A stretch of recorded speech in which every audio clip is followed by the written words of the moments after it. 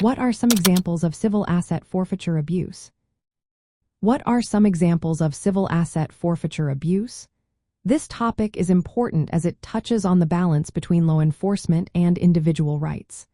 Civil asset forfeiture laws allow authorities to seize property believed to be linked to criminal activity, even without a conviction. While these laws aim to disrupt crime, they can lead to serious abuses.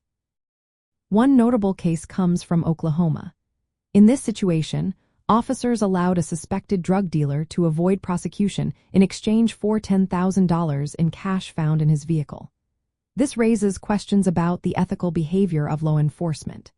Additionally, a district attorney ignored a court order to sell a seized home and instead lived in it rent-free 4 years. These examples show how a lack of oversight can lead to misconduct. Another significant case occurred in Pinal County, Arizona. A lawsuit filed in 2015 claimed that Arizona's forfeiture laws created a conflict of interest. Law enforcement could profit directly from seized assets. A federal court later ruled that the plaintiffs had valid claims regarding due process. The court noted that the system had a financial incentive to enforce forfeiture aggressively. The structure of forfeiture programs often lacks transparency. This makes it hard to track how seized funds are used. When law enforcement agencies can keep the proceeds, it risks prioritizing revenue over justice. Critics argue this undermines public trust in law enforcement and places a burden on innocent property owners. Many of these owners lack the resources to challenge seizures effectively.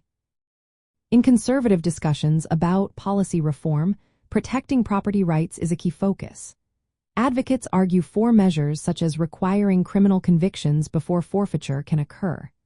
They also suggest redirecting forfeiture proceeds to neutral funds, like education or infrastructure, rather than allowing law enforcement to keep the money.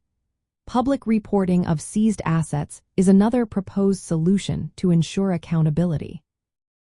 These reforms aim to balance the needs of law enforcement with the rights of individuals.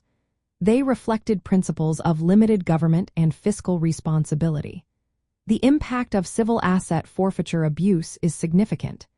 Innocent property owners often spend years and substantial legal fees trying to recover their belongings, even when no crime is proven.